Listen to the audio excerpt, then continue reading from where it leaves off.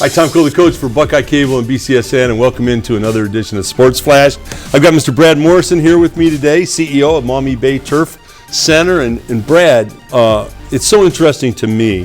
First of all, you did Whitmer's Field. I was out there and saw the job you did. It's incredible. And congratulations to you. But that's a small part of what you do. I don't know if people in our area understand how big time you guys are. Tell the folks some of the fields that you've done in the recent history. Our group's been all over the place in our short history. We started in 2005. Probably our most notable would be the 2013 Super Bowl at the Mercedes-Benz Superdome. You did the Super Bowl. Yes, okay. Yes. Then we followed up with the 2014 Super Bowl. Another Super Bowl, yeah, okay.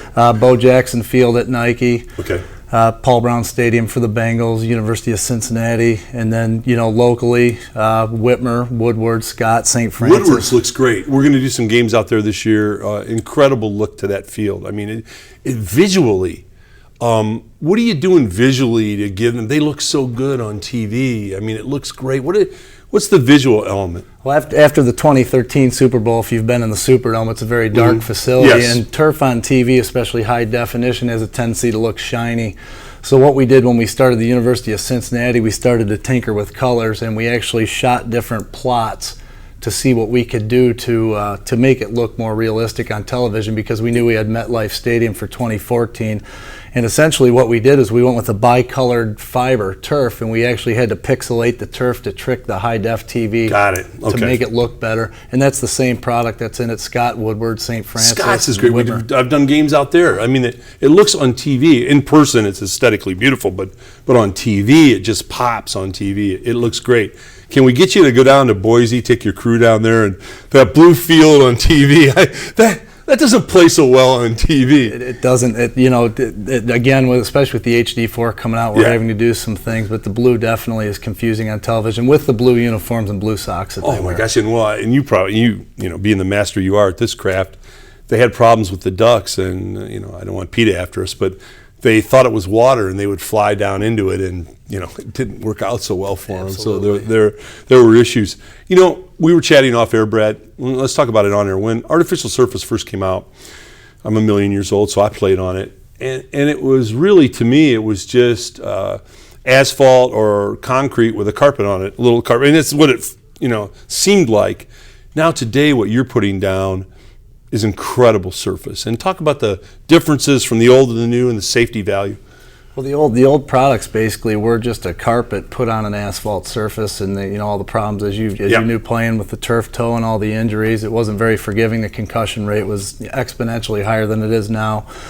With all the litigation in the NFL with the head injuries, essentially what we've begun to do is put shock pads under the turf, and it's got the crumb rubber product in it, and the little pellets everybody talks about, and that gives it the G-Max value, which is the concussion safety value. And essentially all of our research and development is based on player safety. A lot of people are worried about colors, details, price. Yes. We don't base any of our sales on that. We base it on protecting the athlete. Brad, what I noticed also when you played in the old artificial surface, like if you'd plant to throw the football, a lot of times your shoes, your little cleats that you wear, they'd catch in that carpet, and then somebody would hit you from the side, and your foot would stay and the knee would go, and then you're in surgery. On this artificial surface, that catching element isn't there. It reacts just kind of like grass, real grass to me. Is that right? It's the closest thing to grass, and what that rubber does is it mimics grass as best possible. It allows the cleat to move when you get hit from the side, or it allows a little more bounce when your head hits it. So we're constantly taking mixtures of rubber and sand and trying to replicate soil perfectly, and there's a lot of research. We're always tinkering. We tell our guys to be curious and play with stuff and let us know what they see. And the G-Maxes go from about 80 to 200. 80's about 90, about 80, 90 where you want your field at.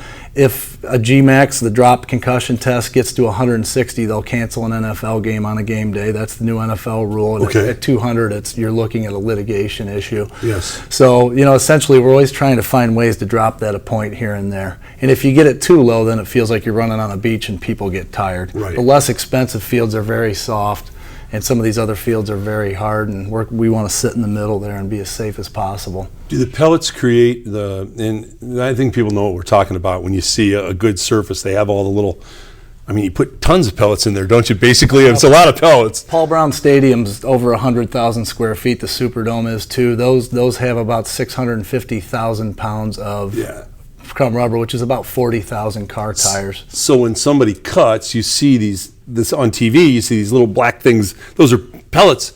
Does that also ameliorate the situation with burns? Because there used to be bad burns on the old artificial surface, like when you get tackled and slide across it, you get those burns and you get infections and those kind of things. Do those pellets offset that somewhat? Absolutely, and the old surfaces we're talking about were basically like Velcro, and it was a nylon surface. It's what Velcro's made out of, so you can imagine how abrasive that was, especially playing on it. The rubber, again, helps with the abrasion, especially with knees and elbows. It's just a friendlier surface. There's people out there that don't like the rubber because it splashes, but if you have a truly good field, the rubber stays in it. You can identify a more marginal field on television. When you see the rubber coming out, typically that's a field with a lot of rubber and very little fiber in it. So the more splash you get, the maybe lower quality of field. And we tell we're turf nerds. We tell, we're always texting our clients during Super Bowls and stuff, and they're texting us back, hey, there's no splash, this is great. Then they'll watch some of our competitors' field, and they'll see rubber flying all over. So we take time to educate our clients. They know what to look for when they shop. We're more into the education. We're not a hard sell company. We try to give them the best information possible and then let them pick their vendor. It sounds like, Brad, it's almost like diving. The less splash, the better the field. Absolutely. Is that kind of it? We've used that analogy too. It seems to me, because of litigation, and I hope that the league really does care about its people, and that's part of it. But certainly litigation is part of it.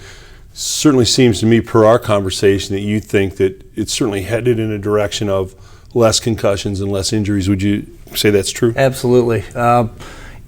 Synthetic turf is not safer, but it's more consistent, which typically will make it safer. It's usually, if a field's too wet, too dry, not mowed right, there's grass missing. Yeah. That's where people get hurt when they cut. Right. The consistency of the turf has a tendency to make it safer, but just being safe for or synthetic being safe just because it's synthetic is not true. But the player safety, again, is our main goal, and that's why we're so heavy in the NFL right now. Our group has done 12 of the last 14 NFL installs, and it's really because we go in and preach, player safety. Right. And we got to set plots up in their parking lots. The owners are out there. The quarterbacks come out. They all run on it. They do GMAX testing on it, and we've had a tremendous amount of success with those tests. So we like our business model's based on safety, and that's the way we want to keep heading.